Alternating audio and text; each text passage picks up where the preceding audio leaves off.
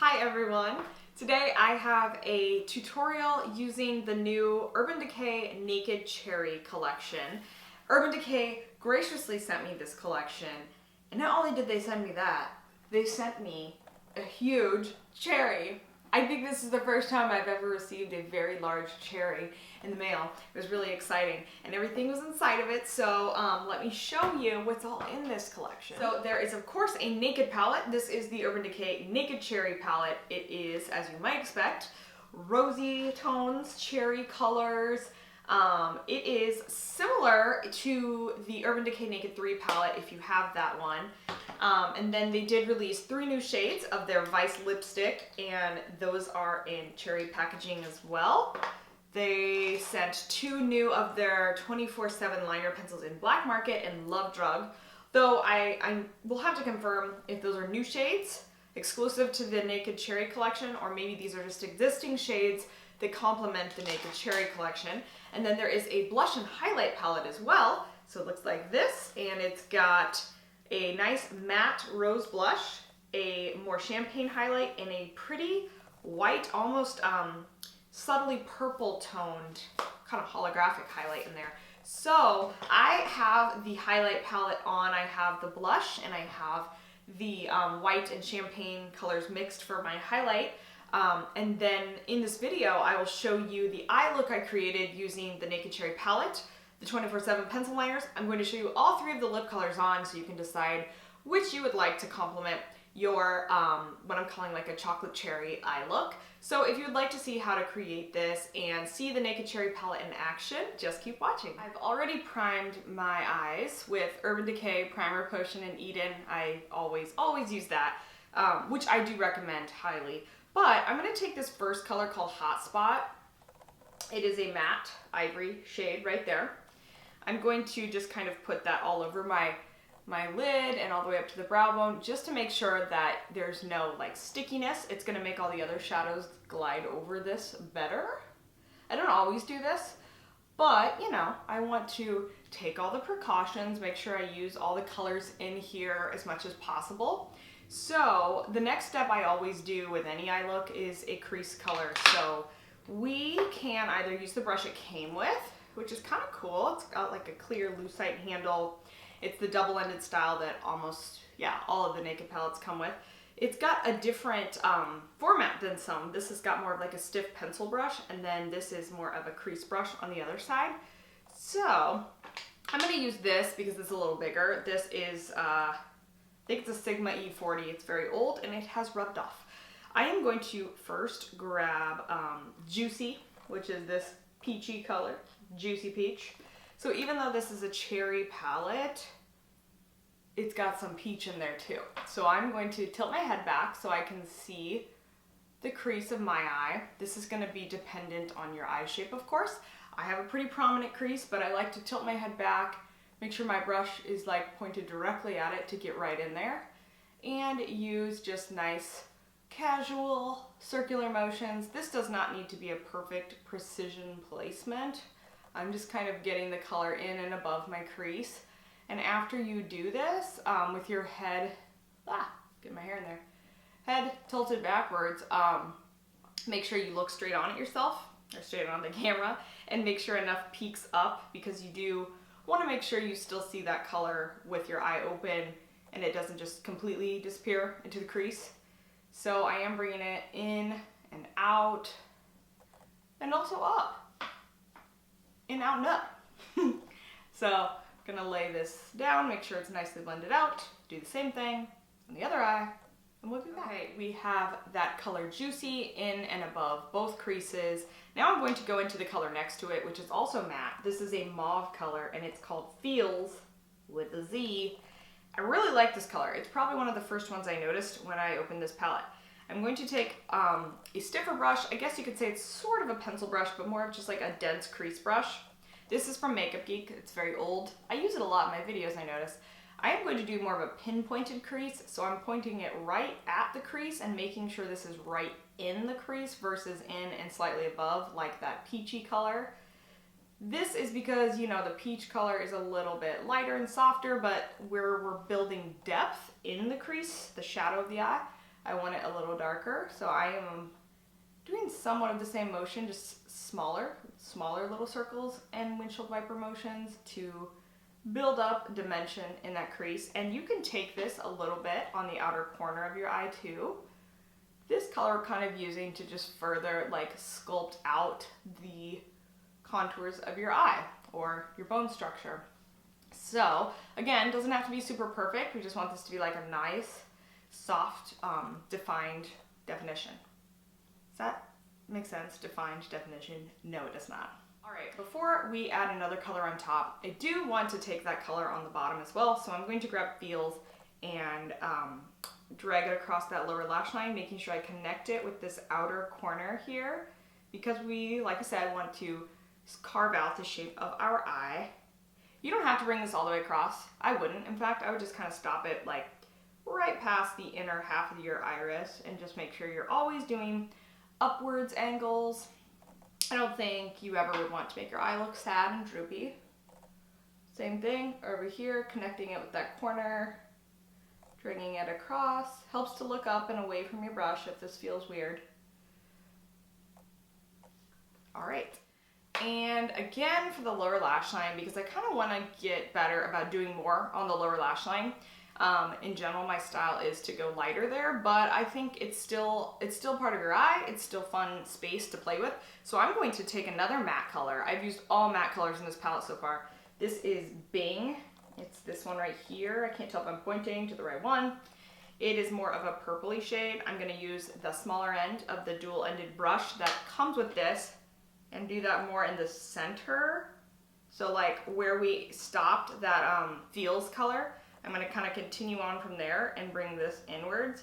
If you have green eyes like me, this color is going to be especially great on you because it's that purpley tone that just tends to bring out green eyes. Or if you have hazel eyes, meaning like greenish brown, this will probably make the green part of them really noticeable. Now I'm going to deepen the outer corner a little more, and using another matte shade, I'm going to move into Devilish, which is next to the one we just used, which was Bing, so it's kind of just a deeper version of that. I am going to grab some on a smudge brush first. This is my favorite way to keep that outer corner controlled and not like take over or get halfway across your eye all of a sudden. So I place it really lightly, and it helps to put your brush in a vertical position and then just kind of place it at the lash line and pull up, and that's going to keep that placement in a very concentrated area. Now you don't have to worry if it makes a weird shape, because we're going to take a blending brush like this and just kind of grab the edge of the shape and soften it out. You can bring it up into the crease more, and you can also grab more on this brush if you feel like you've softened it more than you intended. So I'm just trying to keep it on that outer third of my eye. So imagine my eyelid were divided into 3. I'm just keeping it on the very outer third, and I'm bringing it in the crease a little bit, but mostly just trying to keep it on the outer. Some people call it the outer V. I suppose it is. It depends though. I have more rounded eyes, and I don't feel like that it is a V for me. I wanted to find, I've done kind of all the framework of this eye look with all matte shadows. That's kind of what I prefer to do in general. Feel free to break that little rule, but I think it makes things easier. And now I'm ready to go in with the shimmers, and those will shine bright because I'm not going to be like layering any mattes on top of them or getting any matte eyeshadow dust on the shimmer colors accidentally.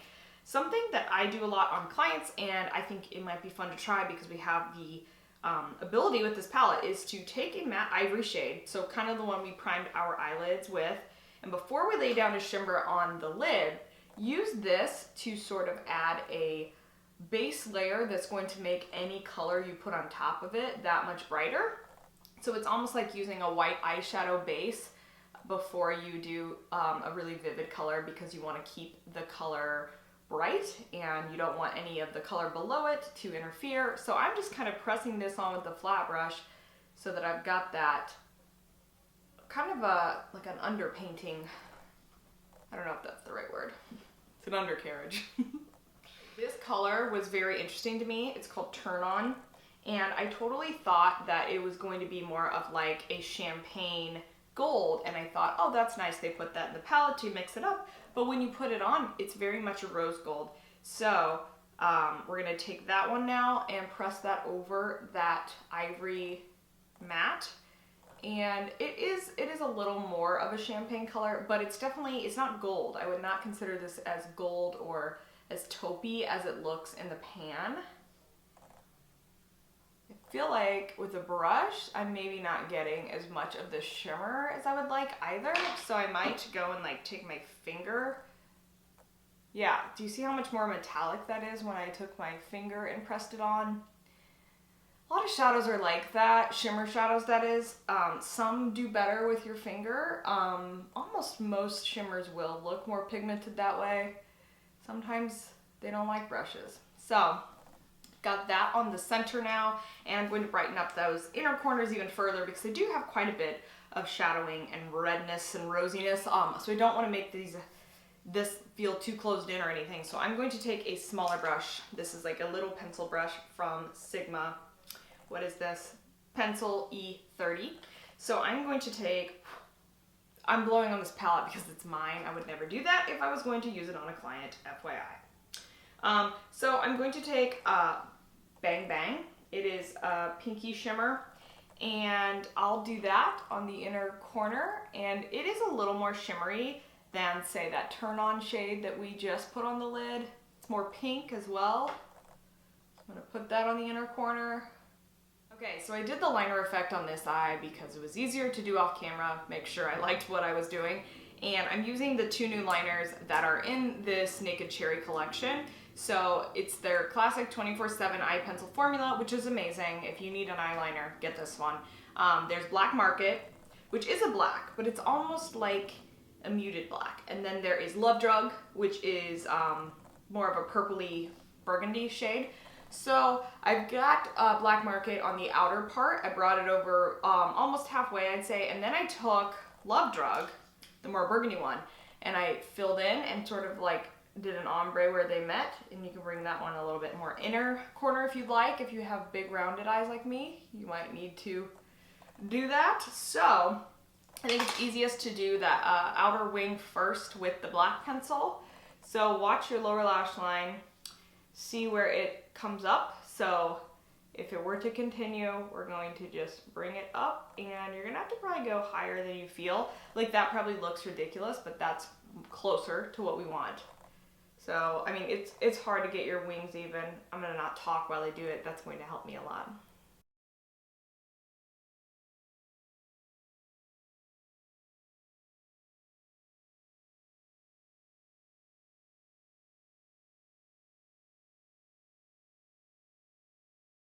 So we've got the wing, now we're ready for the burgundy color, which is Love Drug, and I'm going to put that from more of the inner corner to meet that black and go over it a little bit.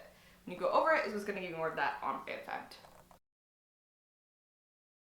All right, we've done our liner. You can do your waterline with black if you'd like. I'm kind of debating here. I think I'm going to do the Love Drug in my waterline, just because I don't want this to be super dark, and this is another way to add that color on the lower lash line to keep your eyes looking really green. Okay, I am going to now take the darkest shade in the palette called Privacy. Well, the darkest matte shade, it's that one there. I am going to use it to kind of connect this outer part of the wing and like make it look softer, not as like dramatic of a shift from the wing to the shadow. So, I can't remember which brush I wanted for this. Oh, I'm gonna use the brush it came with. I'm gonna use the small end of this to place that dark color there at like the outer part of the wing. I'm just like tapping it on there, and then you can take the other end of the brush if you want. Or I kind of like a smaller brush for this. So I'm going to grab that blending brush again, and I'm just going to kind of soften that out. So we're just making that outer corner a little more defined, but a little bit more gradual shift from liner to shadow. Again, I place it, I soften it, but then I do usually end up reloading my brush a little bit if I've softened it more than I intended, but you can always add, you know. I like the addition of the dark brown in here because it is the Naked Cherry palette. You know, it makes me think of chocolate covered cherries, cherry and chocolate, those go together nicely color-wise, food-wise. All right, might just take a little bit of what's extra of that privacy, do kind of the very outer corner, keep that all very connected from top to bottom. All right, now we're ready for mascara. I am going to use an Urban Decay mascara, of course. This is Perversion. This is a very rich black mascara. That's what I like about it. This brush looks a little different than I remember. It looks kind of erratic. I haven't used this mascara in a while, but I do remember liking it. I'm trying to think of what their other ones are. They have Cannonball, I think, which is their waterproof one. Troublemaker, I've used and reviewed that one before. That one's got little fibers in it. This one is just like a very black volumizing formula. I like it. It is very wet though. I mean, granted, this is a brand new one. I just opened it, but like that's my initial take is that this is a very wet mascara, so be careful and don't get too crazy with it. You could easily get too much on there and then clump. Urban Decay did release 3 new shades of their Vice lipstick in the special Naked Cherry packaging and new colors. There is Juicy, so kind of like the peachy color of the eye palette, Cherry, and Devilish. So Devilish was also in that palette. I could do a dark lip, and that would obviously be very fall appropriate, but I think we'll first try Juicy, because initially I thought I would not like this color. It is like a sheer nude with peach, but it's metallic, and as you can see, it's kind of unique. It's got these reflects of pink and purple almost. It's just a very interesting metallized finish, which is kind of signature to Urban Decay. It's almost like a holographic shimmer. It's sheer, so I feel like you have to layer it to sort of get the true color that you see in the tube, but I do like it. I ruled it out, but I like it. It's kind of a metallic holographic nude lip. This is Devilish, so it's another metallized. Yeah, that's what they're calling their metallic finish. Ooh, this is like a hot pink, which is fun, very metallic. These don't go on super smoothly, and I think that's just because they have those metallic particles. All right, so that's Devilish. All right, and the last shade of the Vice lipsticks in the Naked Cherry collection is the darkest one. It's called Cherry. It's a cream finish, which is kind of my preferred finish for lipstick. So it's kind of a plummy shade. I like it because it definitely has a purple tone to it. It's not like a red. You know what this color reminds me of? It reminds me of the color my mom wore growing up. L'Oreal Plum Brulee. All right, that is the final look with the Naked Cherry collection from Urban Decay. I hope that you liked it. Even if you didn't, I still appreciate you taking the time to watch the video. If you liked it, give it a thumbs up. If you didn't like it, give it a thumbs down. If you have any questions, feel free to leave them in the comments below. Subscribe if you like my type of tutorials, and I hope to see you again in a video very soon.